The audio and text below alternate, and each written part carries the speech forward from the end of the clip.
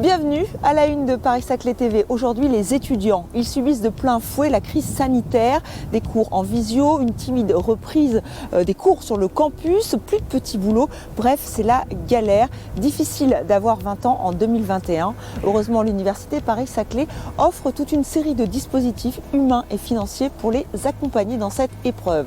Il y a aussi ceux et celles qui apprennent sur le terrain. La semaine de la découverte des métiers vise à donner de nouvelles perspectives à ceux et celles qui cherchent un emploi. 6 stagiaires ont ainsi pu découvrir les métiers de la construction sur un chantier. C'est une initiative menée par l'EPA Paris-Saclay avec les grands groupes du territoire. Autre priorité pour l'EPA Paris-Saclay, un aménagement durable. Une convention de récupération de chaleur fatale a été signée avec le CNRS. Mais qu'est-ce donc que la chaleur fatale? Explication dans quelques minutes. Enfin, c'est un tout nouveau test. Il pourrait révolutionner à terme le traitement de la maladie d'Alzheimer. Il est signé d'une start-up, Adjanti. Nous avons rencontré ses fondateurs. Et puis notre agenda, c'est à la fin de cette émission, bien sûr. C'était il y a un an déjà que la France était confinée. Aujourd'hui, nous ne sommes toujours pas sortis de cette crise sanitaire et la jeune génération paie le prix fort. Des cours en visio, un timide retour, je le disais, dans les campus, plus de petits boulots. C'est la galère pour ces jeunes étudiants, pour la majorité d'entre eux. Heureusement, ils peuvent compter sur l'université Paris-Saclay qui propose une série de dispositifs financiers et humains pour les accompagner. Voyez comment avec ce reportage. L'université Paris-Saclay est très concernée par les problématiques étudiantes actuellement avec la crise sanitaire et depuis le premier confinement. Donc nous avons mis en place toute une série de dispositifs pour aider les étudiants, les aider à distance, les aider à revenir ensuite sur les campus. C'est une université qui est engagée aussi dans la lutte contre les discriminations, dans l'égalité des chances. Nous avons mis en place des différents dispositifs d'aide sociale, avec des aides matérielles pour les étudiants en difficulté, des aides aussi à l'achat d'ordinateurs portables, un accompagnement pour trouver des logements, un accompagnement aussi des dispositifs d'aide alimentaire. Nous sommes aussi soucieux des étudiants en situation de handicap qui souffrent particulièrement dans cette circonstance d'isolement, de confinement et qui va décompenser des situations psychologiques graves. Concernant les aides sociales, l'université en son sein une commission qui se nomme ASIU, qui est en partenaire, qui se fait en collaboration avec les assistantes sociales du Crous. Depuis le premier confinement, on a doublé le nombre de commissions, à savoir 2 grandes commissions par mois, qui traitent à peu près 80 à 100 dossiers par commission pour des aides sociales et des aides matérielles, notamment l'aide à l'achat d'un ordinateur portable ou d'une tablette, l'aide à la connexion. Pour faire connaître ces différents dispositifs, nous avons mis en place plusieurs webinaires sur les aides sociales, sur le logement, également sur les violences sexistes et sexuelles, car on sait que pendant ces périodes de confinement, il y a eu une recrudescence des problématiques de violence à la maison. Et donc ces webinaires ont été suivis par plus d'une centaine d'étudiants à chaque fois. Et nous avons récemment remis en place ces webinaires. Après des études de sondage auprès des étudiants, nous avons constaté que le besoin était plus un besoin de reprise de confiance en soi qu'un besoin pédagogique. Et nous pensons que c'était plus approprié de commencer par remettre du lien avec les étudiants pour qu'ils aient envie de revenir et leur faire connaître les différents dispositifs, leur faire connaître les campus, leur faire connaître les dispositifs d'aide et que dans un deuxième temps, à ce moment-là, nous mettrons en place le tutorat pédagogique.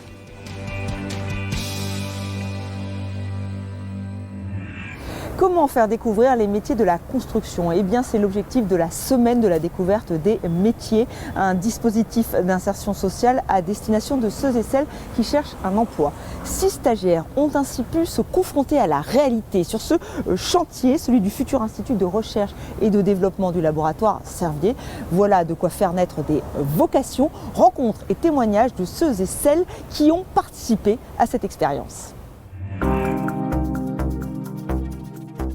Nous recevons dans le cadre de cette semaine de la découverte des collaborateurs stagiaires sur notre chantier pour les métiers d'électricité, de plomberie et de chauffagiste. Nos collaborateurs chefs de chantier et conducteurs de travaux étaient comme toujours enchantés de participer à ce genre d'événement parce que c'est pour eux l'opportunité de partager leur passion, de faire découvrir leur métier au sein du chantier.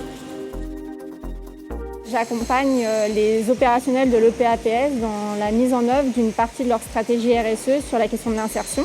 L'idée, c'est que les 6 stagiaires qui sont actuellement sur le chantier puissent commencer des missions dès la semaine prochaine sur différents postes afin à la fois de réaliser leur heure d'insertion. Mais je crois que des binômes se sont déjà formés et ça a bien matché entre certains. Donc on a toujours plaisir de participer à ces rencontres. Pour Bateg et Vinci Énergie, cette semaine de la découverte des métiers est aussi l'occasion de tendre la main vers des personnes qui parfois étaient un peu éloignées des métiers de l'emploi. Nous espérons que cette semaine de la découverte des métiers permettra à ces stagiaires de s'intégrer durablement dans les métiers de la construction chez Vinci.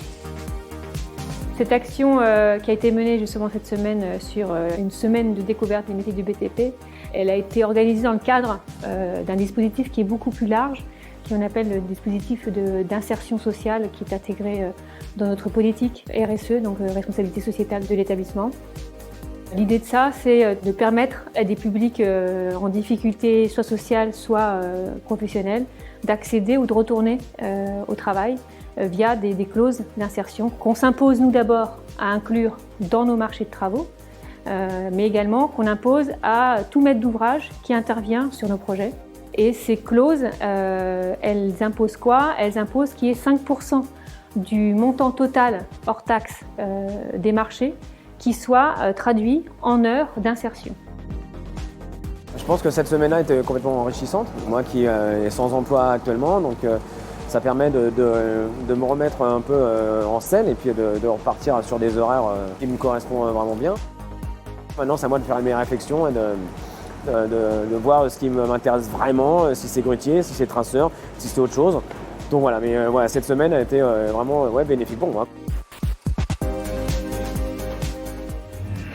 C'est une chaleur fatale, une chaleur dégagée par le plus grand calculateur de France, le supercalculateur Jean Zé de l'Idriss, est une merveille technologique et il va donc permettre de chauffer les bâtiments du campus urbain de Paris-Saclay. À terme, ce sont 4000 mégawatts qui vont être récupérés, soit l'équivalent de la consommation de 1000 logements neufs par an.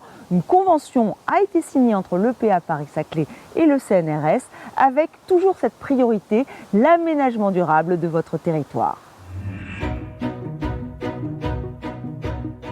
Je suis très heureux d'avoir pu signer avec M. Alain Schul, qui est le directeur général délégué à la science du CNRS, ce partenariat qui va compléter la stratégie de l'EPA et de l'éco-territoire de l'EPA et qui rentre dans la logique de développement durable et de RSE que le CNRS lui-même porte fortement auprès de ses chercheurs et de ses laboratoires. L'idée générale dans cet aménagement du territoire, c'est de développer un territoire de développement durable, de faire attention effectivement à tous les enjeux d'énergie. Et sur le Sud Plateau, que le projet porte et qui accueille la plupart du pôle académique, a été retenue l'idée d'avoir depuis longtemps un réseau d'échange de chaud et de froid qui permettent d'optimiser la consommation et qui s'appuie sur des ressources énergétiques renouvelables. Alors à commencer par la géothermie, puisque c'est le cœur du système, mais aussi du solaire pour provisionner en électricité le réseau, mais aussi c'est ce partenariat d'aujourd'hui qui permet de travailler à ce qu'on appelle l'énergie fatale, récupérer la chaleur fatale du grand calculateur que le CNRS a développé sur le territoire et qui a mis en service il y a un an, qui s'appelle l'Idriss. L'Idriss est un grand calculateur qui est utilisé pour faire des calculs scientifiques dans tous les domaines. C'est même le plus puissant en France actuellement. Et en particulier, il a une dimension sur le calcul de l'intelligence artificielle. Et comme calculateur, bien qu'il ait été conçu pour consommer le moins d'énergie possible, il chauffe. Et donc il y a de la chaleur qui sort des systèmes de refroidissement. Et le but de cette convention, c'est de faire en sorte que cette chaleur puisse être récupérée pour chauffer ou faire de la climatisation, ça dépend de la saison, sur les bâtiments qui sont autour. Et juste pour donner un ordre de grandeur, ça représente à peu près l'énergie consommée par 1000 logements dans une année. Donc le calculateur est très jeune, il a été inauguré il y a à peine un an. Et on a réussi à faire en un an une convention qui va permettre de réutiliser cette énergie. Tout ça, ça se place dans une stratégie de réflexion sur la pratique du métier de chercheur et de faire en sorte que, tout en gardant notre excellence scientifique, on arrive à diminuer notablement notre empreinte environnementale et notre empreinte carbone globale de l'ensemble du plateau.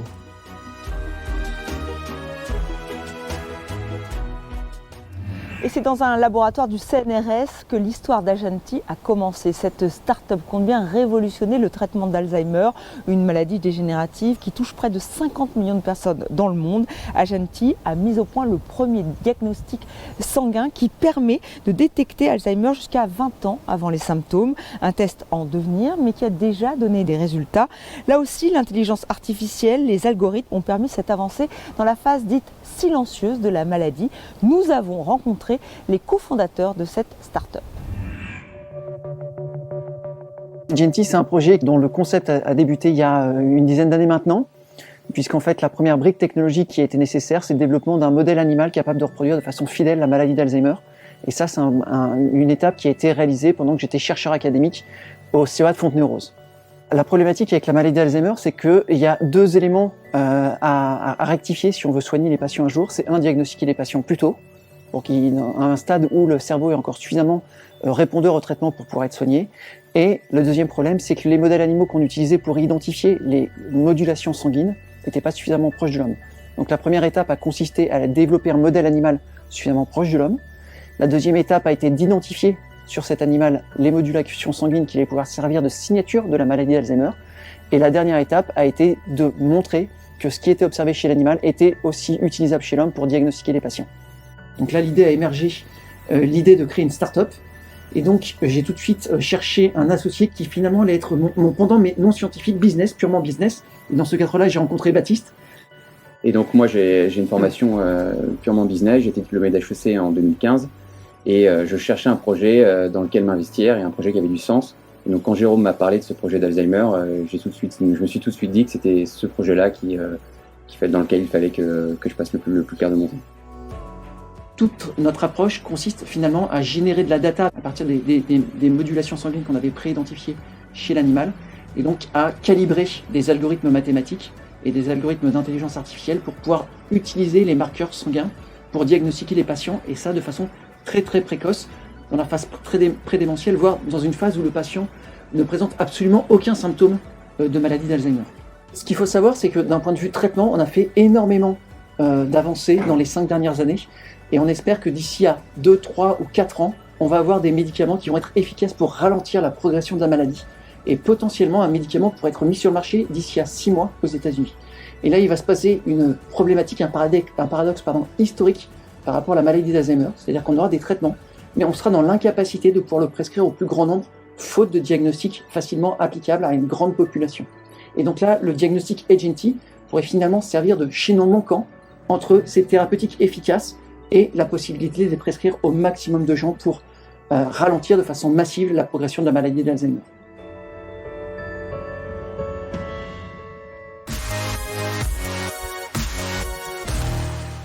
Notre agenda à présent, beaucoup de rendez-vous dans les semaines à venir, des rendez-vous en ligne, bien sûr, pandémie oblige. Vous êtes entrepreneur du 78, du 91, vous souhaitez rencontrer, échanger avec d'autres entrepreneurs du territoire. Rendez-vous aux Innovations Shaker, le rendez-vous des entrepreneurs de Paris-Saclay, co-organisé par la French Tech Paris-Saclay et Incube-Alliance. Invité de cette édition virtuelle, Lara Rouir, CEO Olivia, start-up adhérente à la French Tech Grand Paris. C'est le 25 mars à 11h30. Et ensuite, vous pouvez enchaîner avec la JIE, la journée entrepreneuriat étudiant qui fête ses 10 ans cette année, le 25 mars aussi. Rencontrez en ligne les jeunes entrepreneurs de l'Université Paris-Saclay et découvrez leurs projets, leurs réussites. Plus de 100 projets sont ainsi présentés. Rendez-vous en ligne évidemment, je le rappelle, le 25 mars, c'est à 13h. 15 ans déjà que Techinov reste le grand rendez-vous incontournable des acteurs de l'innovation. L'EPA Paris-Saclay animera un webinaire, le nouveau lieu totem de l'entrepreneuriat et de l'innovation du cluster Paris-Saclay. C'est le 1er avril et ce n'est pas une blague. Comme un air de printemps avec le Paris-Saclay Spring, cette édition 2021 se déroule les 20 et 21 mai en présentiel et en digital. 2 journées pour découvrir, échanger, rencontrer, repérer les talents et les pépites de demain. L'événement permettra d'interroger la pertinence d'une communauté d'innovation comme Paris-Saclay en temps de relance économique. Alors les inscriptions sont ouvertes, vous voyez le lien internet pour s'inscrire. Surtout que chaque année, l'événement Paris-Saclay Spring met en lumière 50 startups du cluster Paris-Saclay. Rejoignez cette promotion 2021. Les candidatures, c'est jusqu'au 26 mars sur le petit lien qui s'affiche sur votre écran. Allez, un petit rendez-vous culturel quand même. Oui, c'est compliqué en ces temps de pandémie, mais on y croit. Alors ne ratez pas cet événement culturel et digital. Il s'agit de l'exposition Aglo Bodies, la ville danse, une exposition qui présente une série d'images photographiques, un panorama humain et urbain mêlant les corps aux architectures. C'est jusqu'au 29 avril. Voilà, c'est déjà la fin de cette émission. Merci de votre fidélité, merci de votre attention. On se retrouve très vite pour un nouveau numéro de Paris-Saclay TV. D'ici là, prenez soin de vous.